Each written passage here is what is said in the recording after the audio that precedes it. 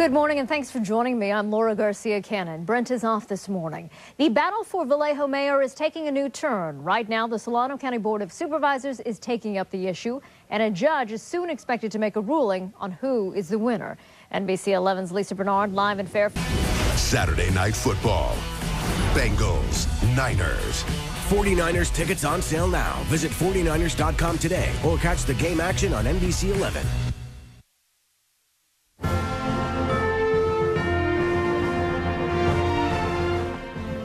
Indulging in the holidays is tempting, but if you're trying to tame the fat, yet still enjoy yourself, our next guest may be able to help. The best of her family's best kept secrets are shared in their cookbook, the Berghoff Family Cookbook.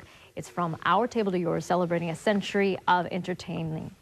Carlyn Berghoff joins me this morning to talk about the famous Chicago eatery and surviving the holidays without, I guess, hurting our waistline. Thanks for joining us this morning. Thanks for having me. You've got some great classics in this book. First, tell folks about the restaurant if they've never been there. Right. Well, it's almost 110 years old. It's a very old institution. It was really came about before the Depression, and so everything that we ate during that time and being in the Midwest was meat, proteins, vegetables were pretty much an essence of, and we're very seasonally driven with how we eat, especially in the Midwest. So that makes it more challenging when it comes to putting more vegetables on your plate. But I also believe it's also in the choice of how you eat the meat. Right. So I know we just had Thanksgiving and a lot of people ate turkey, but you've been to a lot of parties, you've been out, and you got to pick. Do I want to have another big hunk of red meat, or am I ready to go back and have turkey? A leaner choice. A leaner choice. Is always going to be turkey, the white meat. Absolutely. Absolutely, in the breast. And it's really easy to cook. It takes like an hour to an hour and 15 minutes, depending on the size.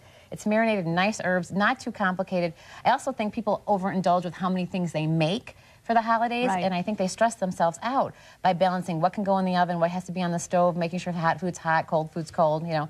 So then I went with a more room temperature green bean, a steamed green bean that's served room temperature, so you're not sweating that. Also, forget about all the cream in it. You know, you used to do a creamy... Because of that, so any kind of cream sauce usually can be quite filling. Absolutely. So we just took that out and just steamed them. So you can steam them and serve them room temperature, and they have a little bit of different flavoring on them. And then I got rid of mashed potatoes, and I did a cauliflower.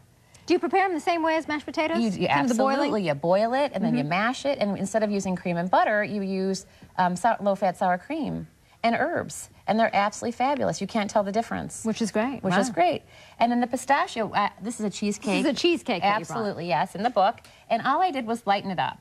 You can substitute 2 egg whites for any egg in any kind of baking, and you can also substitute a sugar substitute, and that's what I did. And the flavors are very comparable, and it's much less, you know, in the calorie packet. Do you think that you can do that with any recipe, or there's some that need to be tried and true? Let's say a good old-fashioned mac and cheese. I think you can do it with, absolutely. You can, instead of using a lot of butter, you can use less low-fat cheeses. Right. You can eliminate the butter in mac and cheese for sure, and use multiple different types of cheeses that have different fat contents.